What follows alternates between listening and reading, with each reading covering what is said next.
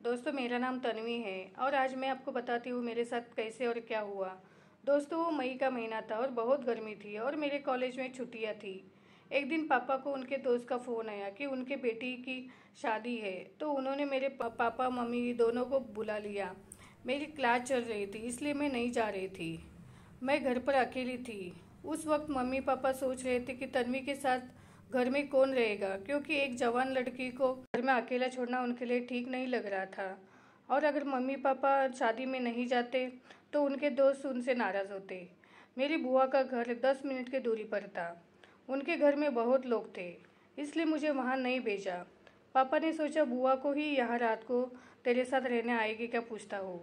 पापा ने बुआ को फ़ोन किया और सारी हकीकत बताई। बुआ ने मना कर दिया, क्योंकि उसको भी सबका टिफ़िन देने के लिए सुबह उठना पड़ता है और वो सबका काम करना पड़ता है। पर बुआ ने पापा को बताया, आप लोग जाओ, मैं सुमित को उसके साथ रहने भेज दूंगी रात को काम से आने के बाद। बुआ को एक लड़का भी था, उसका नाम सुमित था।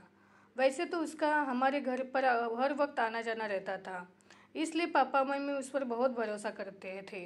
पापा ने उसे भी फ़ोन किया और पूछा कि क्या तुम 2 दिन के लिए यहाँ रहने आओगे। उसने कहा, हाँ मामा ज़रूर आऊँगा, मुझे पूरा दिन काम है, शाम को मैं आऊँगा वहाँ सोने के लिए।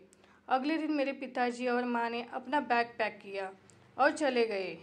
मैंने सुमित को शाम को फ़ोन किया और पूछा कि वह कितने बजे आएंगे। उन्होंने कहा मुझे थोड़ा लेट होगा, इसलिए मैं ऑफिस से सीधे आऊँगा। मुझे ज़ोरों से भूख लगी है, तुम दाल चावल बनाकर तैयार रखना। मैंने हाँ कहा और फ़ोन रख दिया और खाना बनाने लगी। मैंने खाना बना लिया। उतने में सुमित आया। वो बहुत थक गया था। वो थोड़ी देर के लिए सोफे पर बैठ गया और बोला, तन्वी मैं फ्रेश होकर आता हूँ, तुम खाना परोस दे। मैं जल्दी से खाना खाकर सोना चाहता हूँ। मुझे कल सुबह जल्दी उठना है और फिर से काम पर जाना है।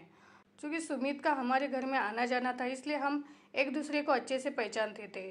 वो फ्रेश होकर आया और हम साथ खाना खाने बैठ गए। खाना खाते समय सुमित मेरी तरफ देख रहा था।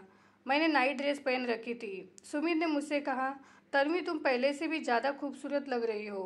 तुम्हें देखकर मुझे अपने कॉलेज के दिनों की याद आ जाती है।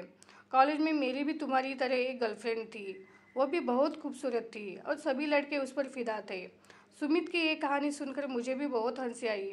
मैंने उसे कहा, तुम भी बहुत हैंडसम हो, क्या वह अब भी आपकी गर्लफ्रेंड है। उसने कहा, नहीं, हम दोनों का ब्रेकअप हो गया।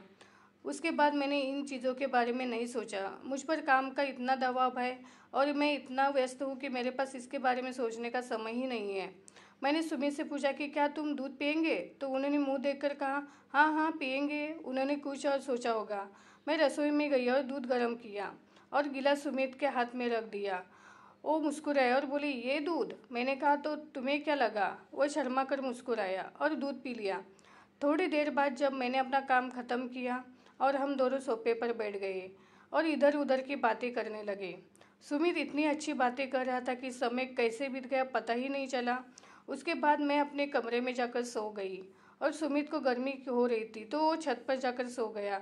सुबह मैं जल्दी उठी और उसके लिए नाश्ता बनाया, लेकिन अभी भी सुमित सोया हुआ था। मैंने सुमित को आवाज़ दी। वो बहुत गहरी नींद में था, इसलिए उसने मेरी आवाज़ नहीं सुनी। मैं छत पर गई और सुमित को जगाने लगी। सुमित उठो, तुम्हें ऑफिस जाने के लिए बहुत देर हो रही है। तभी मेरा ध्यान कहीं और गया और देखा कि सुबह बच्चों की नींद में क्या होता है, और मेरे दिमाग में कुछ और ही चलने लगा। तब तक सुमित की आँख खुली है और उन्होंने अपने मोबाइल टाइम देखा और बोले, अरे बहुत देर हो गई है। मैंने सुमित से कहा, तुम नहा लीजिए और नाश्ता कर लीजिए, मैं आपका डिब्बा तैयार कर देती हूँ। वो बाथरूम में नहाने के लिए चला गया। तब तक मैंने उनका टिफ़िन पैक कर दिया और रेडी होकर वह ऑफिस के लिए निकल गए। मैं भी नहा धो के तैयार होकर बैठी थी। कुछ देर आराम किया। आज घर में कोई नहीं था, इसलिए घर में बहुत शांति थी, लेकिन बहुत अच्छा लग रहा था। उस समय मेरी क्लास 3 बजे की थी, इसलिए मैं 6 बजे क्लास में जाकर आई। 8 बज गए थे और सुमित का आने का समय हो गया था। मैंने जल्दी से खाना बनाया। आज बहुत गर्मी थी। रसोई साफ करने के बाद मैं पसीने से भीग गई थी। मैंने सोचा कि चलो नहा लिया जाए। मैंने नहाया और ब्लू कलर की एक बहुत टाइट नाइटी पहनी। वो मेरी पसंदीदा थी। वो मेरे बदन से पूरी तरह चिपक रही थी, तो मुझे बहुत आकर्षक महसूस हो रहा था। तब तक सुमित आया और उसने मुझे आवाज़ दी। मैं अपने कमरे से हॉल की ओर गई। जैसे ही हॉल में गई, सुमित मुझे देखता ही रह गया और बोला, अरे वाह, तुम तो आज बहुत ही सुंदर लग रही हो। उन्हें मेरी तारीफ करते हुए सुना तो मुझे बहुत अच्छा लगा। सुमित ने कहा कि तन्वी खाना परोस दो, चलो खाना खाते हैं। हम दोनों खाना खाने लगे, तभी अचानक लाइट चली गई और पूरा अंधेरा हो गया। तो उसने मोबाइल की टॉर्च लगा दी और हम खाना खाने लगे। लाइट चले जाने से पंखा बंद हो गया और खाना खाते समय बहुत गर्मी थी। थोड़ी देर बाद हमने खाना खाया और मैं रसोई में सामान रखने लगी। सुमित मुझे टॉर्च दिखा रहा था। सामान रखते समय अचानक लाइट आ गई। मैं तो पसीने से भीग गई थी। हम लोग जल्दी से हॉल में चले गए और पंखे के नीचे बैठ गए और कुछ देर तक हम हॉल में बैठकर बातें करते रहे। फिर से वापस लाइट चली गई। लाइट जाने के बाद बहुत गर्मी हो रही थी, तो हमने सोचा कि यहाँ गर्मी में बैठने से अच्छा है हम दोनों छत पर जाकर बातें करेंगे। हम दोनों ने बिस्तर उठाया और छत पर आ गए। घर के बाहर रोड की लाइट थी, थोड़ा बहुत दिख रहा था, तो हम लोग इधर उधर की बातें कर रहे थे। थोड़ी ही देर में लाइट वाला कीड़ा मेरी गर्दन पर आ गया। सुमित ने कहा कि तुम्हारी गर्दन पर एक लाइट वाला कीड़ा आ गया है। मेरे गर्दन में से वो कीड़ा नाइटी में चला गया। मैं डर के मारे अपनी नाइटी झटक रही थी, लेकिन कीड़ा हिल ही नहीं रहा था। इसलिए मैंने जल्दी से नाइटी उतारी और झटकना शुरू कर दिया। मैं इतनी डर गई थी कि मुझे पता ही नहीं चला कि सुमित मेरे सामने है। मुझे खुद को नहीं मालूम हुआ कि मैं क्या कर रही हूँ। वह सब देख रहा था। बहुत टाइम के बाद वो कीड़ा चला गया। फिर मैं शांत हुई। फिर मैंने देखा तो सुमित मुझे देख रहा था और बोला कि तुम ये क्या कर रही हो। मैंने जल्दी से कपड़े पहने और कहा मैं बहुत डर गई थी, मुझे समझ नहीं आ रहा था कि क्या करूँ। उन्होंने कहा ठीक है, रहने दो। मुझे सुमित को देखकर मालूम हुआ कि इसने मुझे पूरा देख लिया है।